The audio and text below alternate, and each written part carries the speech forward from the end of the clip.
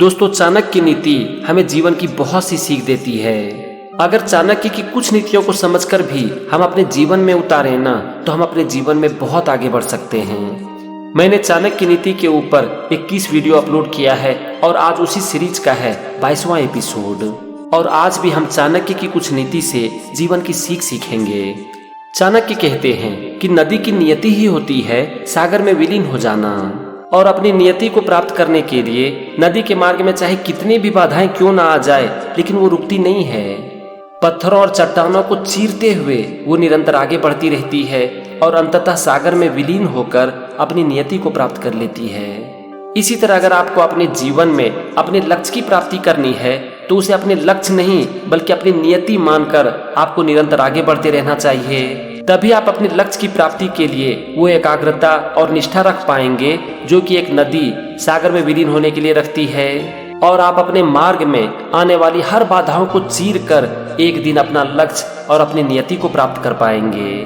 दोस्तों, जब एक इंसान अपने लक्ष्य को ही अपनी नियति मान लेता है ना, तो फिर जीवन की कोई भी चुनौतियां उसे रोक नहीं पाती है। ऐसे लोग तो चुनौतियों का इंतजार करते हैं क्योंकि वो ये मानते हैं कि जब तक लक्ष्य की प्राप्ति के मार्ग में चुनौतियां नहीं है तब तक वो लक्ष्य ही नहीं है। वो ये भी मानते हैं कि किसी भी लक्ष्य की प्राप्ति के लिए चुनौतियों का आना जरूरी है, क्योंकि एक इंसान अपने जीवन में ग्रो करता है चुनौतियों की वजह से। जिस इंसान के जीवन में चुनौतियां नहीं होना, वो जीवन में कभी भी आगे नहीं बढ़ सकता। इसीलिए अगर आपने भी अपने जीवन में अपना कोई लक्ष्य निर्धारित किया है तो उसे अपनी नियति मानकर आगे बढ़ो, फिर देखो जीवन में आपको कोई रोक नहीं पाएगा। चाणक्य आगे कहते हैं कि खोल में रहने वाला एक कीट जब उस खोल को तोड़कर बाहर निकलने लगता है तो वो एक ऐसे पड़ाव पर पहुंच जाता है जो कि देखने वाले को उसका अंत प्रतीत होता है, पर वो उसके जीवन का अंत नहीं बल्कि उसके नए जीवन का आरंभ होता है। वो एक सुंदर तितली में परिवर्तित हो जाता है। ठीक इसी तरह से बड़ी पराजय के बाद जब हमें ये प्रतीत होने लगता है कि ये हमारे जीवन का अंत है, तो उस समय हमें यही याद रखना चाहिए कि ये कदाचित हमारे जीवन का वही पड़ाव हो जबकि हमारा जीवन नए पंख लगाकर उड़ने के लिए तैयार हो रहा हो, क्योंकि प्रत्येक अंत एक नए आरंभ को जन्म देती है। दोस्तों, जीवन में अक्सर लोग जीवन की चुनौतियों के सामने हार मान लेते हैं और घुटने टेक देते हैं। लोग अपने जीवन में आगे बढ़ने के लिए मेहनत करते हैं, संघर्ष करते हैं, लेकिन जैसे ही उसका सामना एक असफलता से होती है तो वो हताश हो जाते हैं और सोचने लगते हैं कि जीवन में अब सब कुछ खत्म हो चुका है। वो यही सोचने लगते हैं कि अब तो मेरे जीवन का अंत हो चुका है और अब कुछ नहीं हो सकता। लेकिन ऐसा हो सकता है कि वो उसके जीवन का अंत नहीं बल्कि उसके नए जीवन की एक शुरुआत हो। ऐसा हो सकता है कि एक नया जीवन उसकी राह देख रहा हो। इसीलिए जीवन में चाहे कितनी भी बड़ी मुसीबतें क्यों ना आ जाए, लेकिन कभी भी ये मत सोचो कि ये मेरे जीवन का अंत है। बस उस समय सिर्फ इतना सा सोचो कि शायद नया जीवन एक पंख के साथ मेरा इंतजार कर रही हो। चाणक्य आगे कहते हैं कि जब एक पक्षी उड़ना सीख लेता है तब फिर वो अपने घोंसले का त्याग कर देता है, उसी घोंसले का जो कि उसे सुरक्षा देती है, सुख देती है और जीवन में संतोष देती है। ठीक इसी तरह से एक शिष्य जब अपनी शिक्षा प्राप्त कर लेता है तो फिर वो अपने गुरु के आश्रम का त्याग कर देता है, जबकि वहाँ पर उसके मित्र होते हैं, उसे वहाँ आराम करने के लिए मिलता है और वहाँ पर जीवन की चुनौतियाँ नहीं होती, परंतु उसे अपने अस्तित्व के विकास के लिए सुरक्षित वातावरण को त्याग कर वहाँ से एक दिन जाना ही पड़ता है ताकि वो जीवन की कठोर समस्याओं का सामना कर सके। अगर आपको अपने अस्तित्व का विकास करना है तो आपको जीवन के सुरक्षित वातावरण को छोड़कर कठिनाइयों का सामना करना पड़ेगा। दोस्तों, जीवन में आगे बढ़ने के लिए सबसे पहले हमें अपने कंफर्ट जोन को छोड़ना पड़ता है। आप हिस्ट्री उठाकर देख लो, आपको समझ में आ जाएगा क्या जितने भी लोगों ने जीवन में कुछ बड़ा किया है ना, उनका जीवन सरल नहीं था। उन्होंने अपने जीवन में ऐसे ऐसे फेल्योर देखे हैं जिसके बारे में सुनकर हम अंदर से कांप जाते हैं, लेकिन बड़ी मुसीबतें और बड़ी असफलता के बावजूद भी वो जीवन में आगे सिर्फ इसीलिए बढ़ पाए क्योंकि उन्होंने किसी भी हालत में हार नहीं मानी। ऐसे लोगों ने आसान जिंदगी नहीं चुना, इन सब ने अपने कंफर्ट जोन को छोड़कर जीवन में रिस्क लिया। और यही कारण है कि जब तक धरती, सूरज और चांद रहेंगे तब तक ऐसे लोग अमर रहेंगे। अगर आप भी अपनी जिंदगी में आगे बढ़ना चाहते हो तो सबसे पहले अपने कंफर्ट जोन को छोड़ो और जीवन में रिस्क लेना सीखो।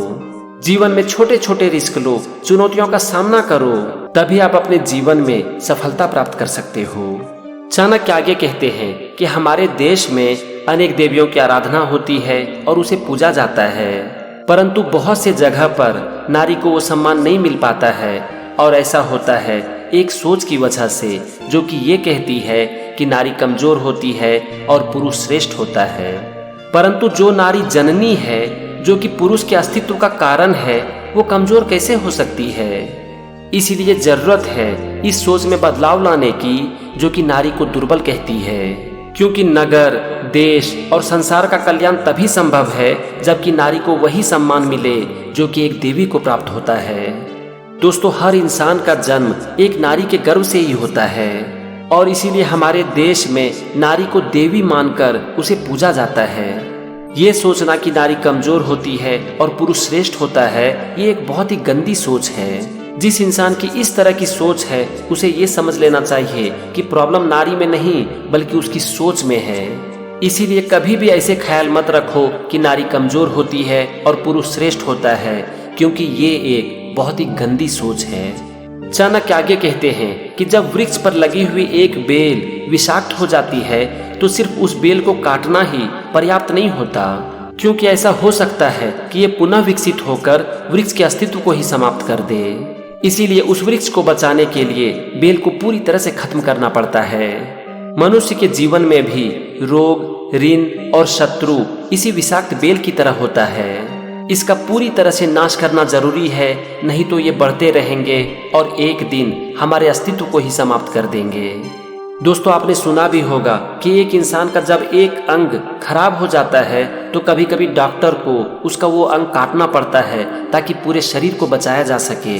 इसी तरह से हमें अपने जीवन में ये समझने की जरूरत है कि हमारे जीवन में ऐसी कौन सी चीजें हैं जिसे हमें जड़ से खत्म करने की जरूरत है, और अगर हम ऐसा नहीं करते हैं तो ये हमारे सर्वनाश का कारण बन सकती है। चाणक्य ने 3 चीजों के बारे में बताया है, रोग, शत्रु और ऋण।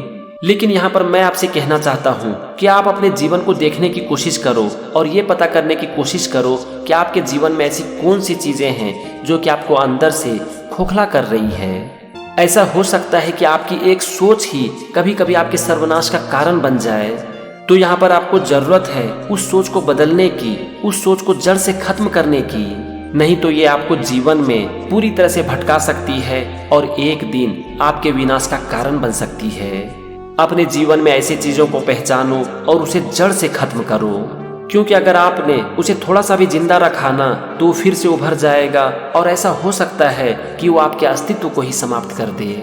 इसीलिए हमें जरूरत है कि हम ऐसे चीजों का समूल नाश कर दें। चाणक्य अपनी अगली नीति में कहते हैं कि नीम के पत्ते में बहुत से गुण होते हैं और ये किसी से छुपे हुए नहीं हैं, परंतु इतने गुण होने के बावजूद इसमें एक बहुत बड़ी कमी होती है और वो है इसका कड़वापन। और इसकी इसी कमी के कारण हम इसका सेवन नहीं करना चाहते। परंतु नीम के पत्तों का अगर हम शहद के साथ सेवन करें तो फिर इसके गुणों का हम पूरी तरह से लाभ उठा सकते हैं। नीम के पत्तों की तरह ही एक व्यक्ति में सिर्फ गुण और प्रतिभाएं होना ही पर्याप्त नहीं है, उसके व्यवहार में सौम्यता और वाणी में मधुरता होना भी बहुत ही आवश्यक है। तभी ये संसार उसके गुण और प्रतिभाओं का सम्मान करती है। दोस्तों, आपका टैलेंट, आपकी प्रतिभाएं और आपका ज्ञान ही पर्याप्त नहीं है। आपकी प्रतिभाएं दूसरों के लिए कोई काम की चीज नहीं है। दूसरों के लिए मायने रखती है आपका व्यवहार। और जब प्रतिभाएं और अच्छा व्यवहार एक साथ मिल जाती है ना तो फिर ये एक इंसान को पूरी तरह से निखार देती है। आपको ऐसे बहुत से लोग मिलेंगे जिनमें अगर थोड़ी सी भी प्रतिभाएं आ जाती है ना तो वो एकदम से अहंकार में चूर हो जाता है और उसका यही अहंकार एक दिन उसका विनाश का कारण बन जाती है। उस दिन उसकी प्रतिभाएं भी उसके काम नहीं आती, क्योंकि जीवन में सिर्फ प्रतिभाएं रखना कोई मायने नहीं रखती। एक इंसान की प्रतिभाएं तभी मायने रखती है जबकि उसका व्यवहार अच्छा हो।